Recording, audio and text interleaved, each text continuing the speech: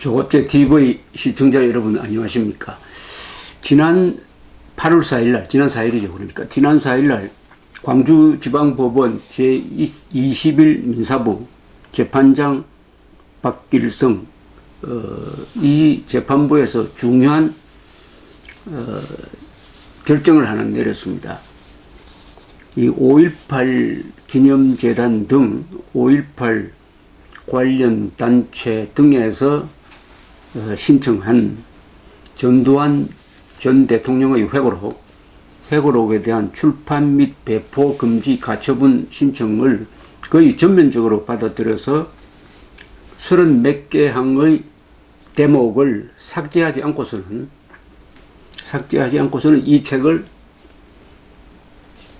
전두환 회고록 1권입니다. 3권으로 된 이 회고록 중에 1권을 판매할 수 없다. 출판, 판매, 배포할 수 없다. 이런 결정을 내렸습니다. 가처분 결정이죠. 여기에 대해서 전두환 전 대통령 측에서는 이의를 제기하겠다고 지금 하고 있습니다. 이 판결문을 보면은 상당히 쟁점이 많습니다. 여러 가지 생각을 갖게 합니다.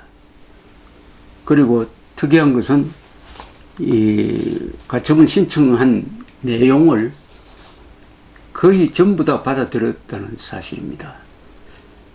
이렇게 전면적으로 받아들이고 또 위반 행위를 할 때마다 수정하거나 삭제하지 않고 내면은 위반 행위 1회당 500만 원씩 일종의 벌금입니까? 벌금은 아니고 뭡니까 이거? 하여튼 돈을 내도록 한다. 이런 규정도 붙어 있습니다. 전직 대통령이 회고록을 쓰는 경우가 요사이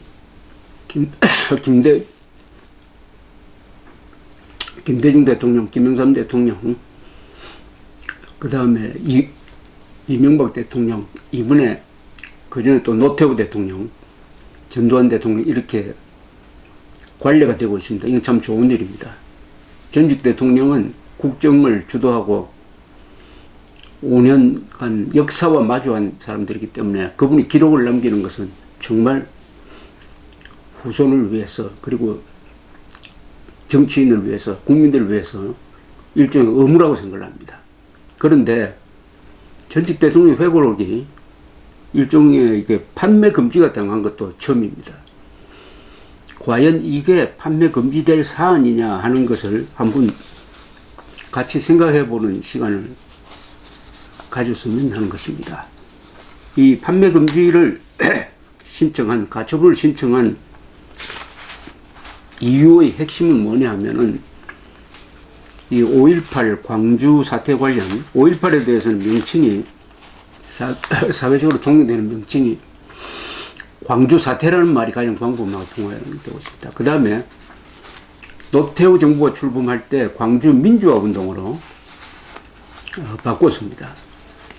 그러다가 요사이는 광주 항쟁이라고 하는 사람들이 많아요. 저는 편의상 광주 사태라고 이야기를 하겠습니다. 이 5.18 광주 사태에 대한 전두환 전 대통령의 기술이 5.18 민주화 운동의 역사를 왜곡하고 이 신청한 사람들을 법률용어로는 채권자라고 합니다만은 채권자들의 인격권을 침해함으로 가처분을 구한다. 즉 판매 금지를 구한다 하는 이런 취지의 가처분 신청을 했는데 재판부는 이를 거의 전면적으로 받아들였습니다. 전면적으로 받아들이면서 왜 받아들이냐 하는 이 판단을 이렇게 적시를 하고 있습니다. 판단에서 이게 이제 가장 핵심되는 것은 언론 자유가 저촉되는 문제입니다. 언론 자유에 해당하는 건데 출판은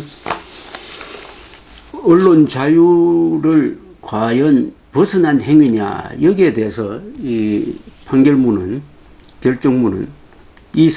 이렇게 이야기하고 있습니다. 이 사건 쟁점 부분은 공공의 이익을 위하는 목적에서 벗어나 표현의 자유의 한계를 초과하여 5.18 민주화 운동의 성격을 왜곡하고 채권자들을 포함한 5.18 민주화운동 관련 집단이나 5.18 민주화운동 참가자들 전체를 비하하고 그들에 대한 편견을 조장함으로써 채권자들에 대한 사회적 가치 내지 평가를 제하하는 행위로 볼 수 있으므로 채권자들은 채무자들을 상대로 위와 같은 침해 행위의 중지나 예방을 구할 피보전 권리가 소명된다. 이렇게 주장을 했습니다. 그러니까 언론 자유를 감안하더라도 이 책의 이런 기록은 언론 자유의 범위를 벗어나서 권리 침해가 발생한다. 이런 취지의 이야기입니다. 여기서 제일 먼저 이 재판부가 지적한 게 이겁니다. 바로 이것은 이 결정문을 읽는 게 좋겠습니다. 바로 이 북한군 개입 문제입니다. 북한군 개입설을 전두환 전 대통령이 자신의 회고록에서 상당히 신뢰성이 있는 것처럼 선대대해서 5.18 관련 단체에서 그것을 집중적으로 제기를 했고 이 판결문은 그것을 받아들였습니다. 그래서 이런 결정문을 내렸습니다. 이 결정문을 제가 한번 읽어보겠습니다. 이 재판부입니다. 광주지방법원. 한편 국방부는 2013년 5월 30일 5.18 민주화운동 당시 북한군 특수부대가 개입했다는 내용은 확인할 수 없었음이라는 내용이 담긴 문서를 국회에 제출한 바 있고 정호원 전 국무총리 역시 2013년 6월 10일 국회에서 5.18 민주화운동에 북한군이 개입하지 않았다는 것이 정부의 판단이라는 취지로 발언하였다. 더욱이 5.18 민주화운동 당시 군 지휘권과 국가정보기관을 실질적으로 장악하고 있었던 채무자 전두환 자신이 2016년 6월경 진행된 월간 신동아와의 인터뷰에서 5.18 당시 보안사령관으로서 북한군 침투와 관련된 정보보고를 받은 적이 있는가? 라는 질문에 대해 전혀 없다라고 대답하였고 이어서 북한 특수군 600명이 광주 현장에 존재했다는 신청 외에 지모 씨의 주장에 대한 채무자 전두환의 태도를 확인하는 기자의 질문에 대하여 어디로 갔는데? 라고 반문하면서 난 오늘 처음 듣는데? 라고 말하여 5.18 민주화 운동 당시 북한군 침투설을 자신은 5.18 민주화 운동 당시에는 물론 그 이후부터 위 인터뷰 당시까지 전혀 들어본 적이 없다는 취지로 발언을 하였으며 그 인터뷰 당시 동석하였던 채무자 전두환의 배우자인 이순자 씨는 광주 사태 때 북한군이 침투했다는 주장은 지모 씨가 한 것인데 그 주장을 뒷받침할 증거가 없다. 그 주장을 우리와 연결시키면 안 된다는 취지의 발언까지 하였는데 이는 5.18 민주화 운동 당시 군 지휘권과 국가정보기관을 실질적으로 장악하고 있었던 채무자 전두환 자신이 5.18 민주화 운동 당시 북한군이 개입한 적이 없었다는 사실을 재차 확인한 것이라고 평가된다. 따라서 위 인터뷰 당시 스스로 북한군의 5.18 민주화 운동 개입설을 강력하게 그리고 전적으로 부인하였던 채무자 전두환이 위 인터뷰 시점으로부터 1년이 채 경과되기도 전에 5.18 민주화 운동 당시 북한 특수군의 개입이 있었다는 지모 씨의 주장을 적극적으로 인용하는 이 사건 서적의 출판을 통하여 5.18 민주화 운동을 일방적으로 자신에게 유리한 쪽으로 왜곡하여 재편집한 부분은 일구 이연의 자기 모순적 주장으로서 신빙성이 전혀 없어 받아들일 수 없다. 이렇게 이야기를 하고 있습니다. 이 중에서 신동아와 작년에 전두환 전 대통령이 인터뷰를 했는데 그때 전두환 전 대통령이 광주 사태에 북한군이 개입했다는 이야기를 광주 사태 당시에 들어본 적이 있느냐는 기자의 질문에 대해서 금시초문이다 하는 취지의 이야기를 했다. 그것은 보도가 됐습니다. 그런데 1년 뒤에 나온 책에는 왜 이렇게 구체적으로 북한군이 개입했다고 적었느냐 하는 것을 따지고 있는 것입니다. 자, 이 문제는 우선 북한군이 광주 사태에 600명이 들어왔느냐 안 왔느냐의 사실관계에 대한 파악이 먼저 돼야 되는 것입니다. 지금까지 광주 사태는 여러 국가기관이 또 국회까지 포함해서 조사를 참 많이 한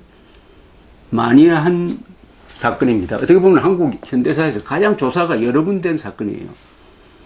저도 공수부대의 광주 사태라는 책을 쓴 적이 있습니다. 이 말고도 뭐 또 있습니다만은, 그것은 무슨 뜻이냐 하면은 광주 사태는 그야말로 사실관계는 밝혀질 대로 밝혀졌다. 사실관계에 대해서는 쟁점이 별로 없다는 뜻이죠. 우선 1950년 광주 사태 직후에 계엄사의 수사 발표가 있었습니다. 그 다음에 5년 뒤에 1985년에 또 이게 쟁점이 되니까 그때 국방부가 또다시 광주 사태에 대한 발표를 했습니다. 두 번째죠. 그 다음에 1988년 민주화된 이후에 새로운 국회가 여소야대 국회가 형성되고 나서 그 유명한 광주 사태 청문회가 있었습니다. 이 청문회를 통해서 주영복 국방장관, 이희승 계엄사령관, 나중에는 전두환 전 대통령까지 증언을 하고 대대장, 연대장, 공수여단장, 정호영 특전사령관, 정웅 31사단장, 윤흥정 당시에 전투교육사령관 등 관련자들이 다 나와서 국회의 질문에 답하는 과정에서 또 사실이 한 번 더 구체적으로 확인되었습니다. 그럼 그게 세 번째입니다.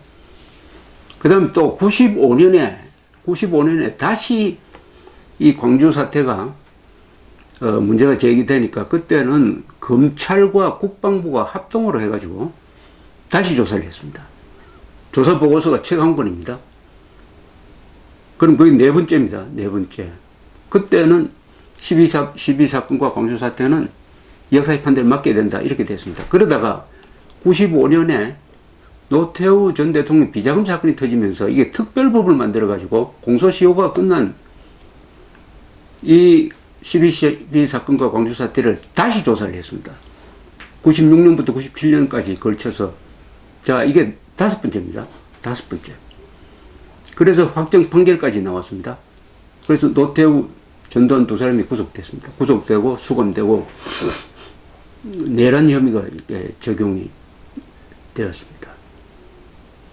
자, 그러다가 계속 또 이 문제가 제기가 되고 하는 과정에서 2000년대에 들어오면은 어떤 탈북자가 북한에서 들었는데 북한군이 600명이 들어왔다더라 하는 이야기를 하니까 이게 또 확산이 됐습니다. 근데 그 앞에 5번의 국가적 조사에서는 광주 사태에 북한군이 들어왔다는 북한이란 말 자체가 한 번도 나온 적이 없었습니다. 저는 광주 사태를 현장에서도 취재하고 그 뒤에 후속 취재를 통해서 이 문제를 북한군 개입 문제를 취재를 했는데 저의 결론은 너무나 간단했습니다. 그런 사실이 없습니다. 있을 수가 없습니다. 왜 있을 수가 없느냐 하는 것은 제가 설명했던 대로 국가적 조사를 통해서 5번을 조사했는데 그 흔적을 발견할 수 없었다. 그리고 북한군 개입설을 주장하는 사람들의 논지는 기자들의 취재를 통해서나 정부의 발표를 통해서나 다 부인되었습니다. 2013년에 즉 박근혜 정부 들어서도 국방부가 이 결정 나와 있습니다만은 또 정홍원 국무총리가 공식적으로 북한군 개입설은 없다고 이야기를 해서 정리가 되었습니다. 그때 북한군이 개입했다면 반드시 알아야 될 사람이 한 분 있습니다. 바로 당시 합참의장 유병현 장군입니다. 우리 군에서 가장 존경받는 분 중에 한 분이죠. 유병현 장군이 당시 합참의장이니까 광주 사태 때 한국의 안보를 미군과 함께 책임지는 계엄사령관과는 별도로 작전 부분에서는 최고 책임자였습니다. 합참의장. 그분도 간단 명료하게 600명이 들어올 수가 없다. 어떻게 600명이 들어와가지고 흔적도 없이 사라질 수가 있느냐. 그 철통같이 방어를 하는데 더구나 미군과 함께 철저하게 방어를 하는데 600명이 어떻게 혼란이 나타나서 혼란이 사라질 수 있느냐. 그것은 절대로 있을 수 없다. 라고 이야기를 한 기록이 우리 있습니다. 그런데 이 전두환 회고록에는 북한군이 개입했다는 부분에 대한 상당히 믿고 싶어 하는 게 있습니다. 믿고 싶어 하는 이야기가 거기에 많이 실려 있는 것은 사실이에요. 그것을 믿고 싶어 한다. 어떻게 북한군이 아니면은 어떻게 저렇게 잔인한 짓을 했겠느냐 등등 뭐 이런 것인데, 그걸 읽어보면은 그런데 1년 전에 전두환 전 대통령 인터뷰할 때는 처음 금시초문이라고 이야기를 했는데, 이 책에는 어떻게 이렇게 구체적으로 믿게 되었는지, 그 1년 사이에 심경 변화가 있었는지, 아니면 이 책을 쓰는데 도움을 준 분들의 생각이 이렇게 많이 들어가 있는지, 그게 조금 미스터리예요. 이 북한군 개입 부분에 대해서 전두환 전 대통령이 회고록에 이런 대목이 있습니다. 이들의 발언 내용은, 즉 북한군이 개입했다는 것을 뒷받침한다는 발언 내용은 매우 구체적이고 상세한 것이어서 지어낸 말로 보기는 어렵다. 자신이 북한 특수부대원이었다고 밝힌 탈북자가 증언한 구체적인 내용의 진실 여부에 대해 관계 당국이 설명을 내놓았다는 이야기도 들은 적이 없다. 또 이렇게 쓰고 있고, 또 어떤 대목에서는 광주 사태에 관한 사실관계를 철저히 검증하고 그 성격을 재조명할 수 있는 충분한 동력이 없는 것이 안타깝다. 1950년 북한의 남침 때 수백만 명의 인명피해를 무릅쓰며 싸웠던 것은 대한민국의 자유민주주의를 수호하기 위한 투쟁이었듯이 5.18 사태 당시 정부와 계엄군이 정부를 전복하려고 했던 무장혁명 세력과 맞섰던 일도 대한민국을 지키려는 정당하고도 불가피한 조치였음이 오래지 않아 명백히 밝혀질 리가 그라 믿는다. 이러니까 이제 5.18 단체들이 이렇게 가처분 신청을 제기하고 손해배상 청구 소송을 진행을 하고 있는 것입니다. 요게 지금까지 이제 사실관계에 대한 저희 설명인데, 자, 그렇다면은 이게 과연 판매 금지 대상이 되느냐는 문제죠. 그런데 여기에 전두환 전 대통령이 이 책에서 상당 부분 광주 사태에 북한군이 개입했다는 데 신뢰를 보내고 싶은 마음을 잃게 하는 건 있으나 단정적으로 이야기하지는 않고 있습니다. 그것이 사실이라고 이야기하지 않고 앞으로 더 조사가 필요하다 하는 유보적인 태도를 취하고 있습니다. 그 정도도 쓸 수 없느냐? 지금 전두환 전 대통령 이 회고록에서 자신이 직접 관여하지도 않는 이 광주 사태로 해서 오해를 받고 있는 부분에 대한 억울함을 피력하는 것이 제1권의 가장 주제가 되어 있습니다. 그런 입장에서 북한군 600명이 개입하였다는 설, 저는 그 설을 부정하는 입장이고 우리 어떤 정부기관도 그 설을 인정하는 사람은 없습니다. 그것은 검증되지도 않는 낭설이, 지금 현재는 낭설이에요. 설사 낭설이라도 본인은 그것을 믿고 싶어 하는 정도의 뜻을 표현하는 것, 이게 과연 책에서 출판하지 못할 정도의 내용이냐. 한 데 대해서는 저는 이 결정문에 이의가 있습니다. 이견이 있어요. 그 정도는 언론 자유 측면에서 전두환 전 대통령이 충분히 이야기할 권리가 있다고 생각합니다. 저는 그 사실임을 인정하지 않더라도 의심할 권리가 있는 거죠. 사실을 의심할 권리가 있습니다. 모든 사람은 사실을 의심할 권리가 있는 것입니다. 설사 그것이 소문이라도 객관적으로 봐서 신빙성이 약하더라도, 더구나 그 사건의 일종의 자신은 피해 당사자로 생각하는 사람이 그 정도의 이야기를 할 수 없느냐. 저는 이것을 판매 금지에서 굳이 삭제하라고 할 필요가 있느냐. 그것이 사실이 아니면은 얼마든지 그를 통해서 뭐 1인 시위를 하든지 해가지고 또 신문 광고를 통해서 전두환 전 대통령 주장을 반박할 수가 있는 것입니다. 민주주의 사회에서 사실은 그런 식으로 서로 검증을 통해서 상호 토론을 통해서 더 확정되는 것인데, 더구나 전직 대통령인데 전직 대통령조차도 이 정도의 말도 할 수 없느냐, 그것을 굳이 강제로 삭제한 다음에만 출판할 수 있도록 하는 게, 이게 과연 민주주의적이냐 하는 데 대해서는 저는 회의를 가지고 있다, 이렇게 말씀드리고 싶습니다. 자, 그렇다면은 이 결정문에서는 그뿐만 아닙니다. 이 책에서 삭제해야 될 부분이 오늘 굉장히 많아요. 이 많은 편입니다. 이 정도입니다. 이 정도. 1항, 2항, 3항, 4항 해가지고 끝에 가면은 33항에 걸쳐서 있습니다. 보통의 이 정도의 사건에서는 이렇게 길지가 않는데, 참 이 재판부가 이 5.18 단체의 뜻을 매우 존중해 주었다. 그러면 빼라고 한 내용이, 빼지 않으면은 출판할 수 없다고 한 내용이 어떤 내용인지 하나씩 좀 훑어보겠습니다. 1. 이건 지금부터 제가 읽은 거는 이 책에 들어있는 전두환 전 대통령 기술입니다. 1. 광주 사태로 인한 직간접적인 피해와 희생이 컸던 만큼 그 상처가 아물기까지는 더 많은 시간이 필요할지 모른다. 또 상처와 분노가 남아있는 한 그 치유와 위무를 위한 식김굿에 내놓을 재물이 없을 수 없다고 하겠다. 광주 사태의 충격이 채 가시기도 전에 대통령이 되었다는 것이 원죄가 됨으로써 그 십자가는 내가 지게 되었다. 이것을 빼라고 했습니다. 이 재판부가 이걸 과연 이 정도 쓸 권리가 없습니까? 전두환 전 대통령. 원죄가 됨으로써 그 십자가는, 광주 사태의 십자가는 내가 지게 됐다. 이희성 계엄사령관, 작년에 최보식 기자와 인터뷰한, 조선일보 최보식 기자와 인터뷰한 이희성 당시 계엄사령관입니다. 계엄사령관은 광주 사태의 모든 작전은 내 책임으로 했다.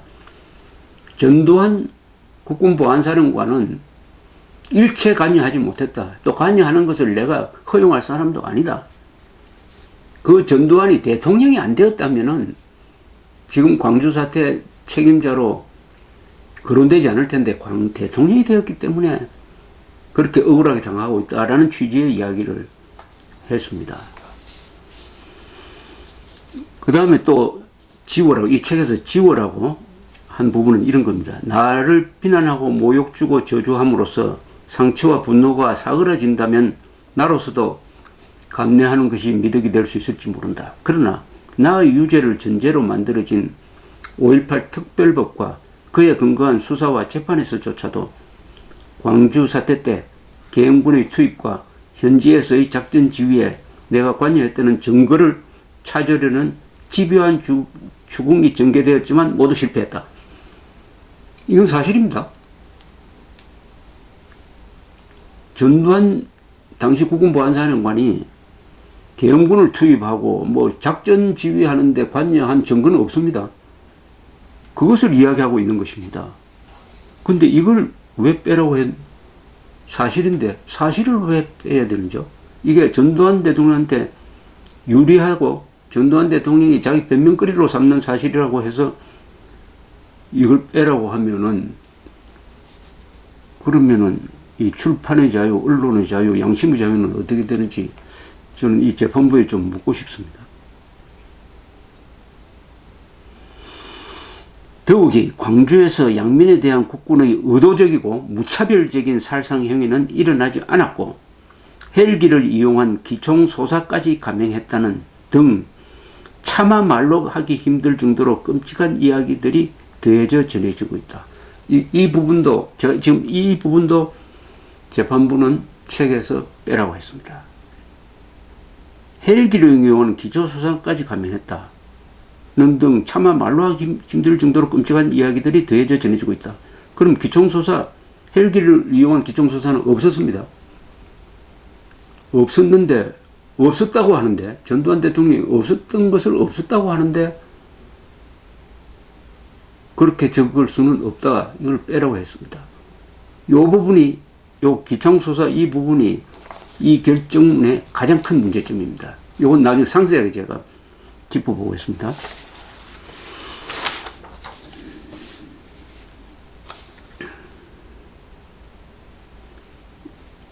다섯 번째, 또 빼라고 한 게 이겁니다. 보안사령관과 중앙정보부장 서리를 겸직하고 있었으나 1980년 5월 18일부터 5월 27일 사이의 그 어느 시간에도 전남 광주의 그 어느 공간에도 나는 실제하지 않았다.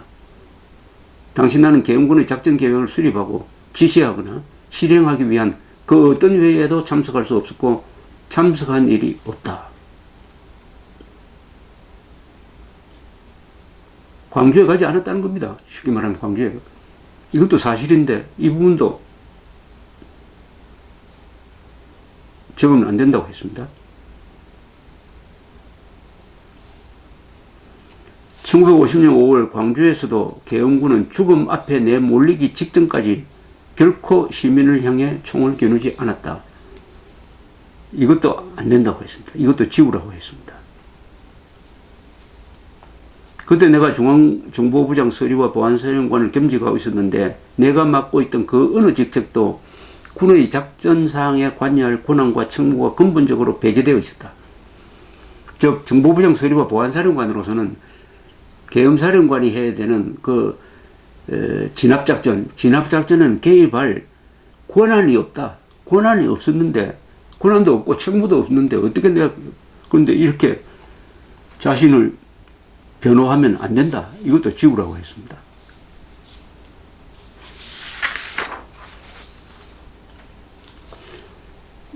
군부대의 지휘권에 대해 어느 정도 지식이 있는 사람에게는 상식에 속하는 이야기지만 지휘 계통에 있지 않은 사람은 아무리 계급이나 직책이 높다고 하더라도 지휘 문제에 관여할 수 없다. 보안사령관은 육군의 지휘 계통에 있는 지휘관이나 참모가 아니므로 나는 보안사령관 JMC 그 어떤 작전 지휘 모임에도 참석할 수 없었고 참석한 일도 없다. 이것도 안 된다고 했어요. 그 다음에 또 이런 이야기입니다. 오후 1시경 시위대는 장형태 지사와 약속했던 시간이 되었음에도 공수부대가 철수하지 않은 데 대해 항의하면서 공수부대 장갑차에 화염병을 던졌다. 장갑차에 불이 붙는 순간 시위대 척 장갑차 한 대가 공수부대 원들을 향해 돌진했다. 순간 저지선이 무너지면서 대원들은 돌진하는 장갑차를 피해 좌우로 갈라져 전남도청 상무관 수협지부 건물 등을 흩어졌으나 미처 피하지 못한 공수부대원 2명이 시위대 장갑차에 치여 1명은 즉사했고 1명은 중상을 입었다. 이거는 전두환 대통령이 광주 사태에 대한 수사 보고서 중에 한 부분, 가장 중요한 부분입니다. 이게 발포가 시작되는 상황을 설명한 건데 그것을 그냥 옮겨 놓은 건데 이것도 적으면 안 된다. 이것도 빼라고 했어요. 저는 이건 정말 이해할 수 없습니다.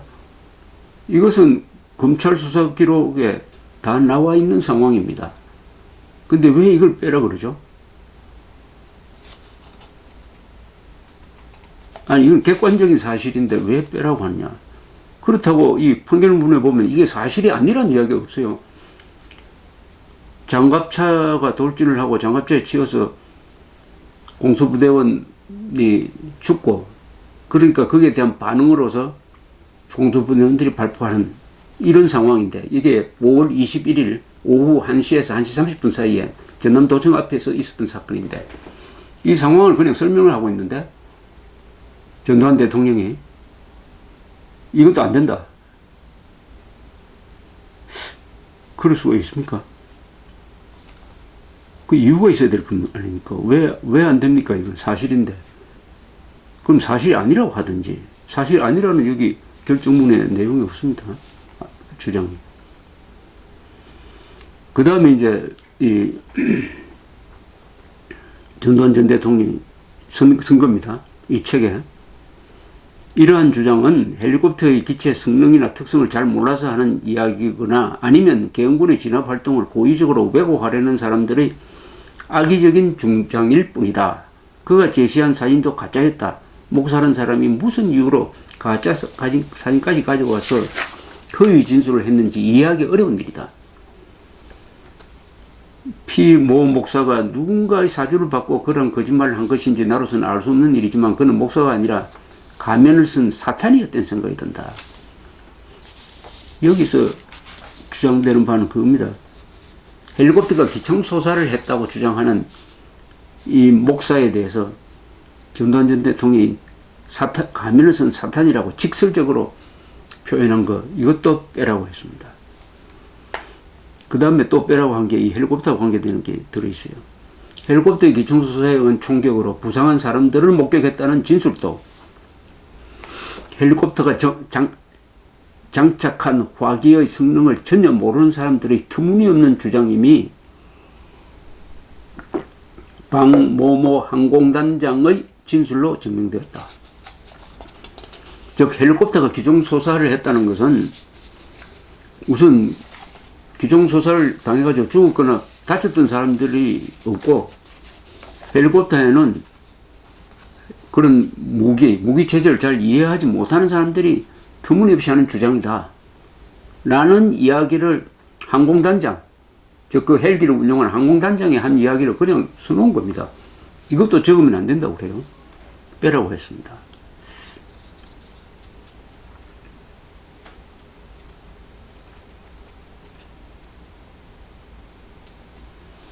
당시 광주 현장은 물론 일체의 작전 지휘 계통에 있지도 않았던 내가 단지 실권자였고, 그 후 대통령이 되었다는 이유 때문에 광주 사태의 원흉으로 지목받는 일 또한 없지 않았을까 하는 것도 빼라고 했습니다.